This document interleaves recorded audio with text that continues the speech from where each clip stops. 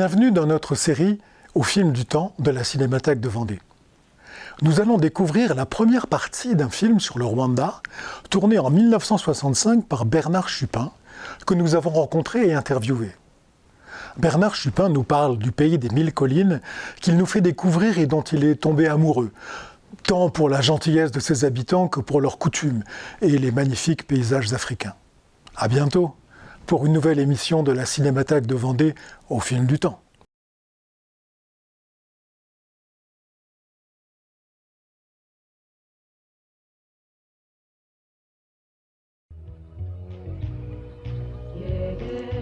Nous sommes dans la province du sud du Rwanda, dans le district de Huye. Huye, créé en 1920, baptisé Astrida, en l'honneur de la reine Astrid, reine de Belgique, la Belgique étant alors la puissance coloniale. Plus précisément, nous sommes à Butar.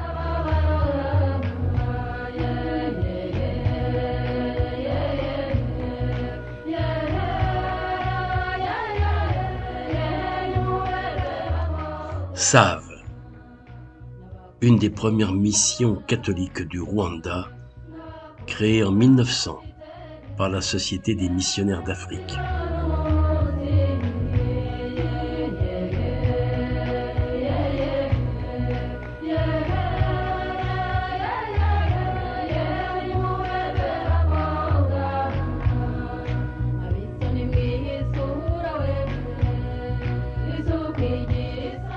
Un an après l'indépendance, en 1963, une nouvelle vague de pogroms ensanglanta le Rwanda, faisant 14 000 morts et une vague de réfugiés. Cette fillette est une orpheline, Tutsi, recueillie par les sœurs.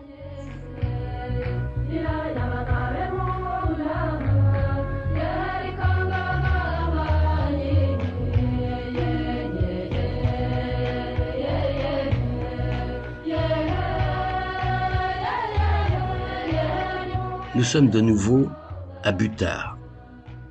La population est toujours en déplacement et en grande effervescence.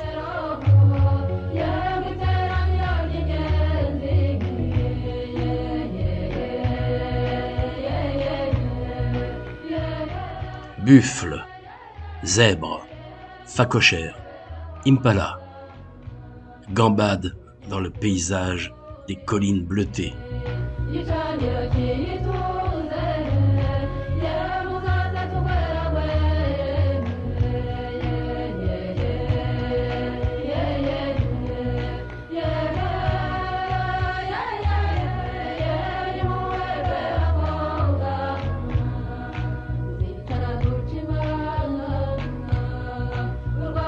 Dans ce parc national de l'Akagera, à Gabiro.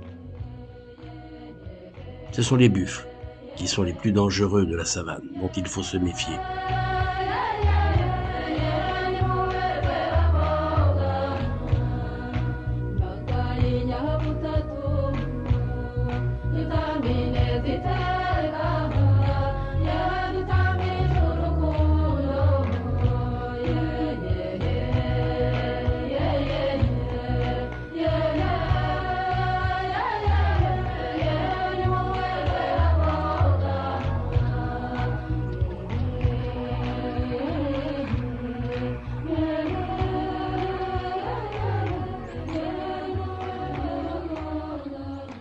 Nous profitons de cette chasse à la perdrix, mais nous serons bredouilles.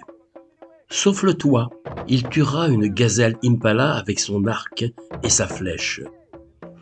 Dans le parc de l'Akagera, c'est la levée des couleurs par les gardiens du parc. Au milieu des poules.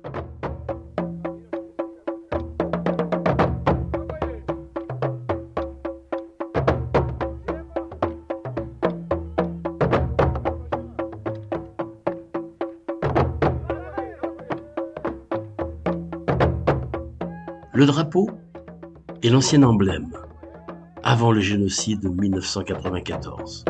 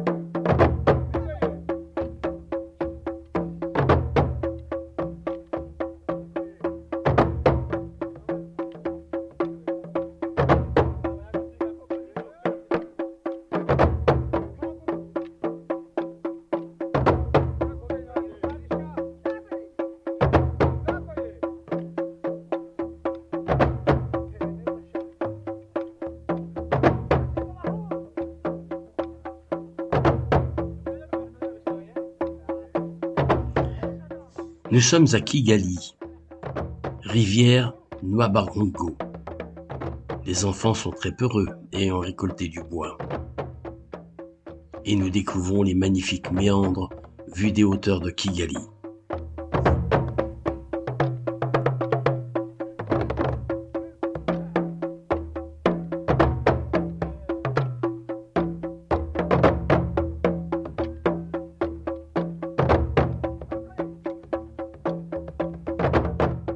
Les grues couronnées, oiseaux sacrés du Rwanda, sont de magnifiques oiseaux familiers, très peu sauvages.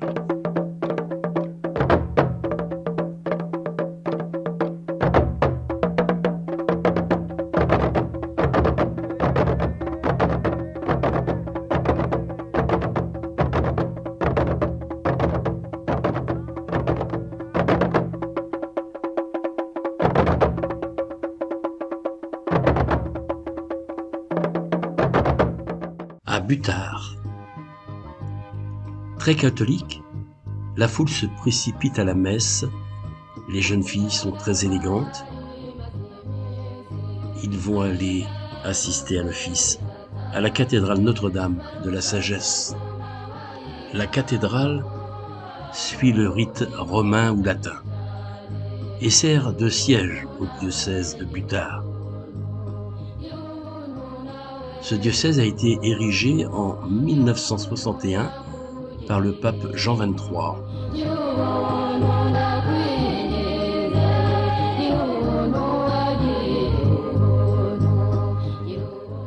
Monsieur et Madame Bouillet sont coopérants, enseignants français.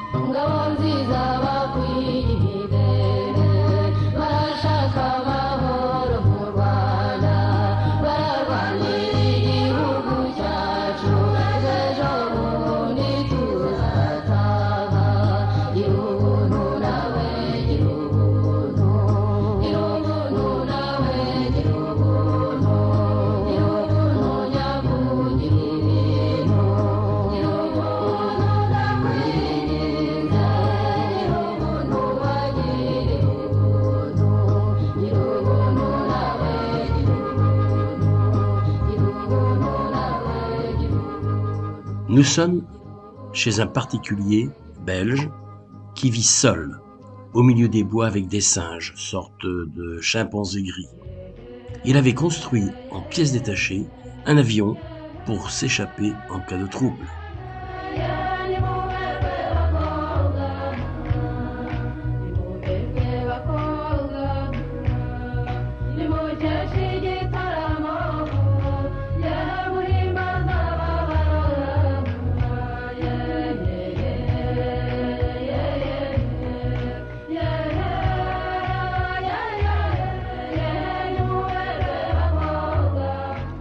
Nous découvrons le marché de Bujumbura, Burundi.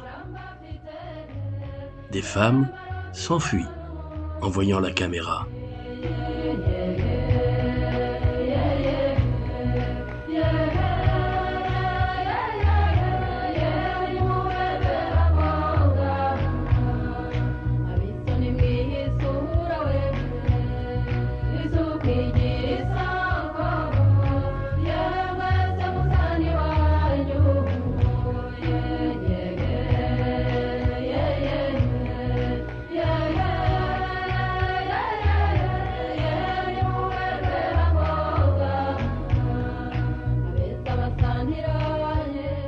À Butare, voici la venue du président Kayibanda, qui était le premier président du Rwanda indépendant.